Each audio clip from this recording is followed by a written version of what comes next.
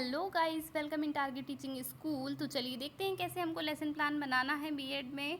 ठीक है, lesson plan number 9 हो जाएगा। इससे पहले और 8 वीडियोस जो कि लेसन प्लान की हो चुकी हैं, जो आप चैनल पर जाकर देख सकते हैं। ठीक है, तो आपको इसी प्रकार से ब्लैक बोर्ड में सेम लिखना है। बस आपको क्या करना है कि प्रकरण बाद में डालना है, प्रस्तावना प्रश्न पूछने के बाद में। सामान्य उद्देश्य जो कि सभी लेसन प्लान के आपके सेम रहने वाले हैं, जितने भी आप लेसन प्लान बनाएंगे एक विषय की। ठीक है, विषय जो है अगर आपका विज्ञान विषय तो विज्ञान रहेगा सब में। ठीक है, बाकी अलग विषय में चेंज हो सकते हैं। विज्ञान विशिष्ट उद्देश्य में क्या आएगा, तो आपके विशिष्ट उद्देश्य भी सेम रहने वाले हैं, बस आपका जो टॉपिक नेम है वो चेंज हो जाएगा। चलिए आगे क्या आएगा, आगे आपकी शिक्षण सहायक सामग्री आएगी। जो भी आप प्रयोग करेंगे वो इसमें लिख देंगे। पूर्व विज्ञान में आएगा कि छात्राएं इससे जुड़ी सामान्य जानकारी रखती हैं। फिर आता है प्रस्तावना प्रश्न, जिस पर टीचर आप देखते हैं कि आप किस प्रकार से प्रश्न पूछकर बच्चों से टॉपिक निकलवा पा रहे हैं। ठीक है, तो हमारा टॉपिक जो है वो जल है, तो उससे जुड़ी कुछ हम क्वेश्चंस पूछेंगे कि हमें जीवित रहने के लिए क्या क्या चाहिए। बच्चे बताएंगे जल, वायु, भोजन। ठीक है, खाना खाने के बाद हम क्या पीते हैं, इस तरीके से। पानी को और किस नाम से जानते हैं, तो बच्चे बताएंगे जल। जल के स्रोत क्या हैं, आप इस तरीके से भी क्वेश्चन पूछ सकते हैं, तो ये उनका समस्यात्मक प्रश्न बन जाएगा। इस प्रकार से आप बोलेंगे कि बच्चों आज हम लोग जल के बारे में पढ़ने वाले हैं। ये आपका उद्देश्य कथन हो जाएगा। फिर प्रस्तुतिकरण आता है, जिसमें आपको इस तरीके से कॉलम बना लेना है, जिसमें पहला शिक्षण बिंदु आएगा आपका जल के स्रोत। ठीक है, उससे जुड़े कुछ आपको विकासात्मक प्रश्न पूछने हैं कि हमारे घर में जल कहाँ से आता है, पृथ्वी का जल का सबसे बड़ा स्रोत क्या है। बच्चे कुछ आंसर्स बताएंगे, वो आपको इसमें छात्र क्रिया में लिखते जाना है।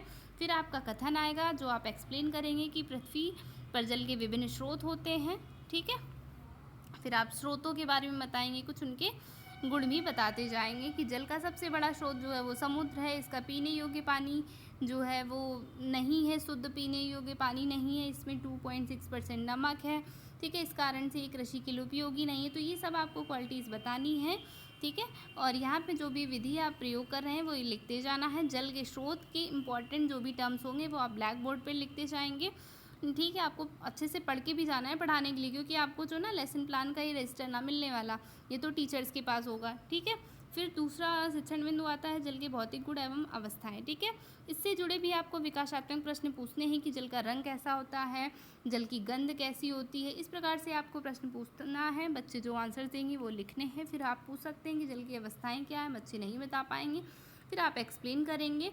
ठीक है, जल रंगहीन, गंधहीन, स्वादहीन, पारदर्शी होता है। जल को ठंडा करने पर बर्फ़ बनती है। जल की 3 अवस्थाएं होती हैं। ठीक है, और ये अवस्थाएं, उसका टेम्परेचर बताएंगे आप, और आप ब्लैक बोर्ड पे भी लिखते जाएंगे कि ये ठोस द्रव में ठोस बर्फ़ होती है, द्रव जल होता है, गैस में वाष्प बनती है। जब आप कोई चीज़ पकाते हैं, प्लेट से ढकते हैं, तो किस तरीके से प्लेट हटाने पर वाष्प निकलती है, और उनके टेम्परेचर भी आपको लिख देने हैं।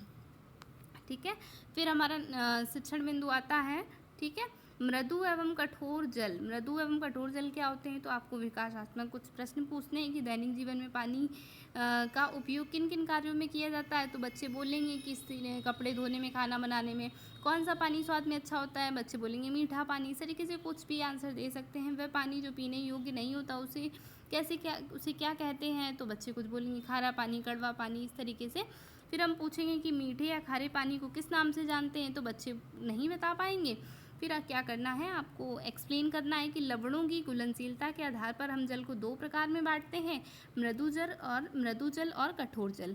मृदु जल क्या होता है, तो ऐसे जल जिसमें लवण आदि नहीं होते हैं। अगर कुछ लवण की उपस्थिति होती है तो वह हमारे स्वास्थ्य के लिए हानिकारक नहीं होती, इसलिए जिसमें लवण जल नहीं होता है वो मृदु जल कहलाता है, जैसे वर्षा का जल। कठोर जल क्या होता है, ऐसे जल जिसमें लवण अधिक मात्रा में मिलते हैं उसे कठोर जल कहते हैं, उसे खारा पानी कहते हैं, जैसे समुद्र का जल।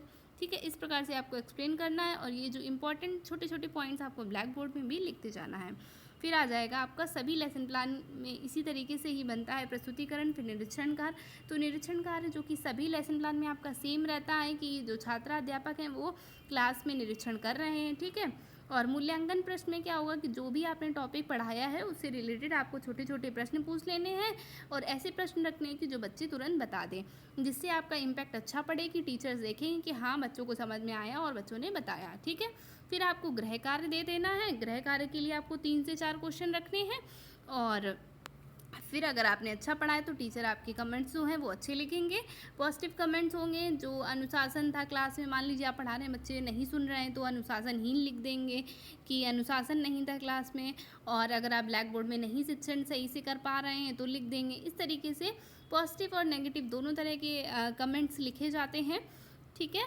तो आपने देखा कैसे लेसन प्लान बनाना है, तो इस वीडियो से आपको काफ़ी हेल्प मिली होगी और आप अपने दोस्तों को भी शेयर कर सकते हैं कैसे लेसन प्लान बनाया जाता है। अगर वीडियो अच्छी लगे तो लाइक करें। अगर आप अभी तक हमारे चैनल से नहीं जुड़े हैं तो हमारे चैनल को सब्सक्राइब करके जुड़ जाएं, जिससे आपको और भी वीडियोज़ आने वाली मिलती रहें। Thanks for watching.